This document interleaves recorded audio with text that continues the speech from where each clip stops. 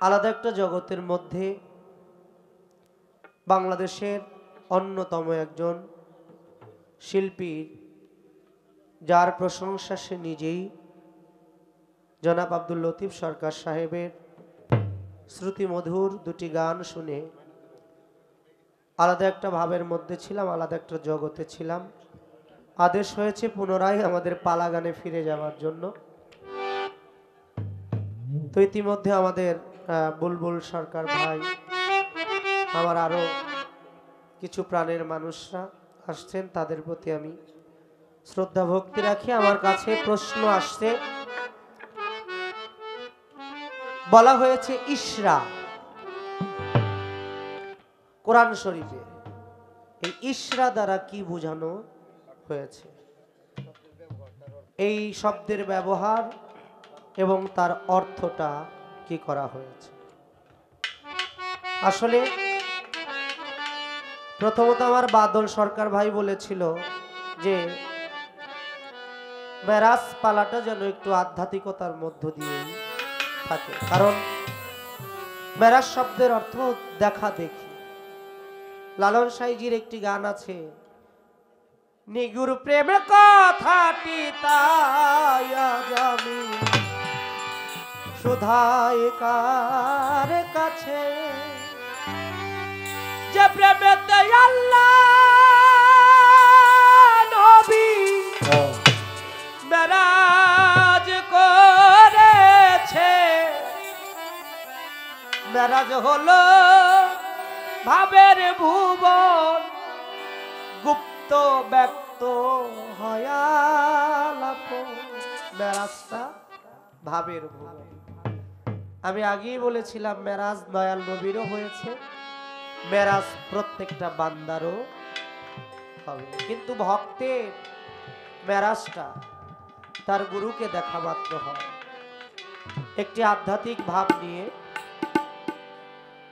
গানটি করব। মেরাজটা আসলে কোথায়, কি অবস্থায়? কেউ বলেছে আমার দয়াল নবী ৭ আসমানে গিয়েছে, কেউ বলে না, তার নিজের ঘরের মধ্যেই মেরাজ হয়েছে। আধুনিক বিজ্ঞান বর্তমান কোরআন দিয়ে প্রমাণ হয়েছে মেরাজটা অল্প কিছু সময়ের মধ্যে হয়েছে। কোরআন বলেছে মেরাজটা হয়েছে এতটুকু জায়গায়, এতটুকু ব্যবধান, দুই ধনুকের মাঝখানে যতটুকু জায়গা থাকে এতটুকু জায়গার ব্যবধানে মেরাজ হয়েছে। তাই মেরাজ রাত্রিকালে ভ্রমণ করেছে। গানটি একটু লক্ষ্য করে শুনবেন ভাবুক শ্রোতা, আশা করি ভালো লাগবে।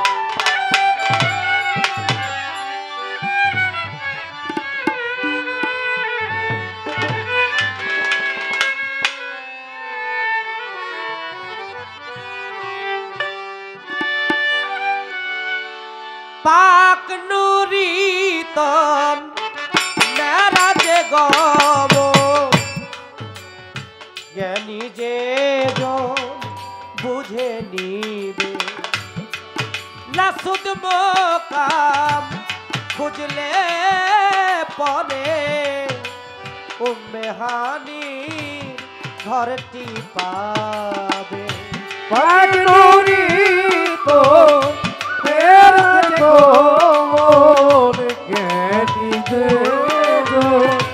বুঝে নিবে, লাসুদ মোকাম খুঁজলে পরে উম্মেহানি ঘরটি পাবে। কাবা জলিল কলবেতে নিরিক রাই শান কোনেতে, কাবা জলিল কলবেতে নিরিক রাই শান কোনেতে। কাবা ইব্রাহিম খলিলুল্লাহর নির্মিত যেই কাবা তাকে বলা হয় খলিল কাবা। আর আমরা আল্লাহ ৭ করে যেই কাবা বানাইলেন এটাকে বলা হয় জলিল কাবা। জলিল, যার মধ্যে আমার আল্লাহ নিজেই থাকে। তাই গানের মধ্যে বললেন কাবাজলি কলবেতে নিরিক রাই শান করেতে নবী আত্মশক্তির বোরাকেতে ওই আত্মশক্তি বোরাকেতে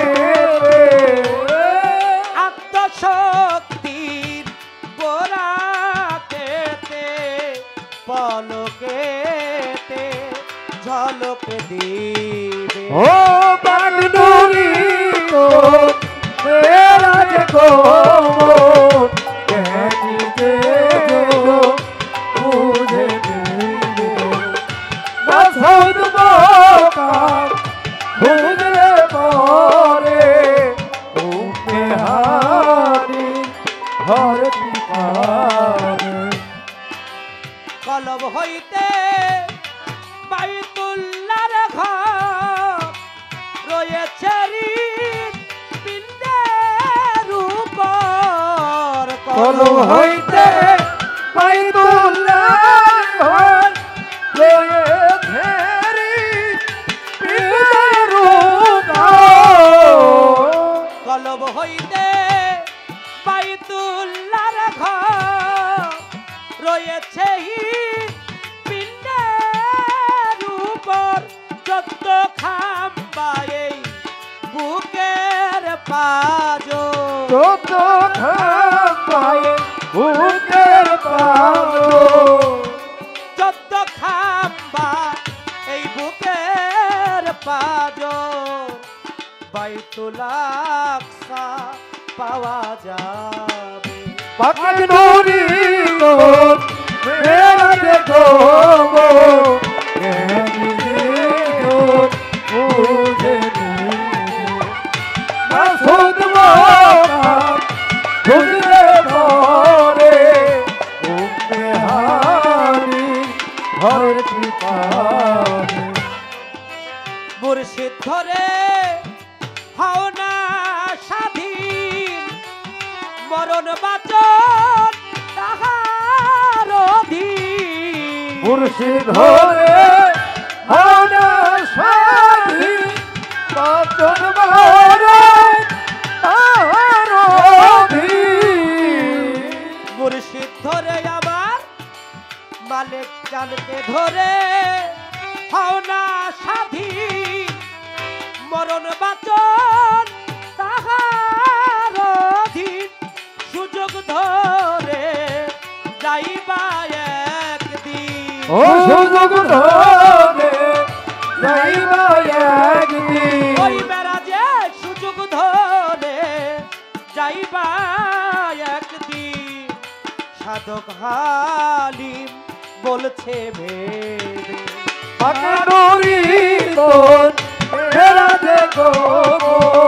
জ্ঞানী যে গো বুঝে নিবে মাসুদ বাকা বুঝলে পরে উম্মে হানি হরতি পাবে পাক নুরি তন মেরাজে গমন জ্ঞানী যারা বুঝে নিবে নাসুদ মোকাম খুঁজলে পরে উম্মে হানির ঘরটি পাবে বাবা এবারও ভাবের কথা ভাবের মানুষ ব্যতীত এ ভাবের ভাব বোঝানো সম্ভব না গান শুনলে বারে জ্ঞান জ্ঞান হলে হয় ধ্যান ধ্যান হলে হয় ভাব আর ভাব হলে হয় পরম বস্তু লাভ তাই তো সাধকরা বলেছে গান বাজনা হলো 14 এলেমের সর্দার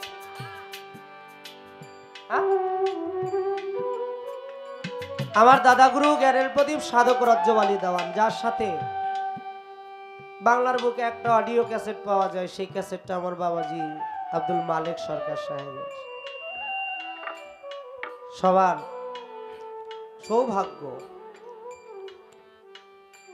তিনি বলেছেন যে গান বুঝে না সে যেন গানের কাছে যায় না আর যারা বুঝা গান গায় না তারাও যেন গান গায় না এখন তো গানটা হয়ে গেছে আধুনিক আমাদের বড় সৌভাগ্য এখনো কিছু মানুষ আমাদের মাথার ছায়া হয়ে আছে বিধায় চলে ফিরে খাইতে পারতেছি।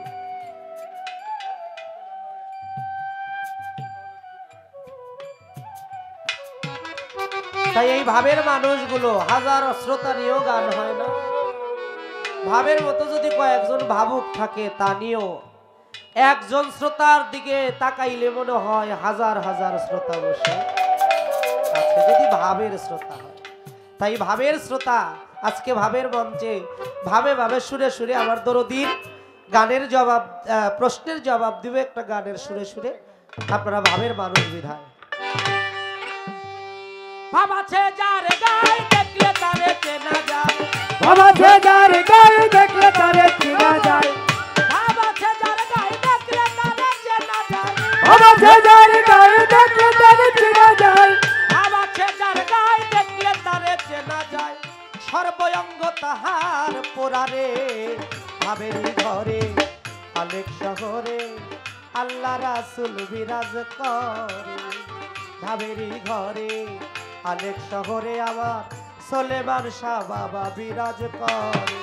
ভাব আছে যার গায়ে দেখলে তারে চেনা যায়, ভাব আছে যার গায়ে দেখলে তারে চেনা যায়, সর্বঙ্গ তাহার পোড়ারে ভাবেরই ঘরে অনেক শহরে আল্লাহ রাসূল বিরাজ করে। ভাবেরই ঘরে অনেক শহরে আল্লাহ রাসূল বিরাজ করে। আবার আবার ছাড়ো তবের জিকির করো বাইরে বাইতে পারো খোদারে। আবার আবার ছাড়ো তবে জিকির করো পাইলে পাইতে পারো খোদারে। আবার আবার ছাড়ো তবের জিকির করো বাইরে বাইতে পারো খোদারে। ওই গুরু রূপে নয়ন দিয়াছে যেই জন, গুরু রূপে নয়ন দিয়াছে যে জন, গুরু রূপে নয়ন আমার মালিক চান রূপে নয়ন দিয়াছে যেই জন, তার কি মরণের ভয় আছে রে। ভাবেরই ঘরে অনেক শহরে আল্লাহ রাসূল বিরাজ করে। ভাবেরই ঘরে অনেক শহরে আল্লাহ রাসূল বিরাজ করে। মক্কা কি মদিনা খুঁজলে দেখা মিলে না, খোঁজ করো আপন ঘরে রে। মক্কা কি মদিনা খুঁজলে দেখা মিলে না, খোঁজ করো আপন ঘরে রে। মক্কা কি মদিনা খুঁজলে দেখা মিলে না, খোঁজ করো আপন ঘরে রে। একবার দেখলে ছবি পাগল হবি, দেখলে ছবি পাগল হবি, দেখলে ছবি পাগল হবি। কুলমানের ভয় থাকিবে না রে। ভাবেরই ঘরে অনেক শহরে আমার হোসেন ল্যাংটা বিরাজ করে রে। ভাবেরই ঘরে শহরে আল্লাহ রাসূল বিরাজ করে রে। ভাবেরই ঘরে অনেক শহরে আল্লাহ রাসূল বিরাজ করে রে। অনেক শহরে আল্লাহ রাসূল বিরাজ করে রে। পিরিতি পিরিতি ভীষম পিরিতি, ওই পিরিতি কয়জনাই জানে রে। প্রীতি প্রীতি ভীষণ প্রীতি প্রীতি কয় জন জানে রে। পিরিতি পিরিতি পিরিতি পিরিতি পিরিতি পিরিতি বাংলায় লিখতে গেলে পয়রস্বীকারে পি, রয়রস্বীকারে রি, তয়রস্বীকারে তি, এই তিনে মিলে পিরিতি। যার ভাব অর্থ নয়নে নয়নে বান বরিশনে, তাই উপজিল পি। আর হিয়ায় হিয়ায় সুধা রস পানে, তাকে উপজিল রি। অধরে অধরে প্রেমালিঙ্গনে, তাকে উপজিল তি। এই তিন অক্ষর মিলাইলে হয় পিরিতি। পিরিতি পিরিতি ভীষম পিরিতি, পিরিতি কয়জনাই জানে রে। ওই পিরিতি করিয়া যেজন গেছে মরিয়া, প্রীতি করিয়া যেজন গেছে মরিয়া, ওই পিরিতি করিয়া শাহালির সাথে ভান্ডারির সাথে দয়ালের সাথে পিরিতি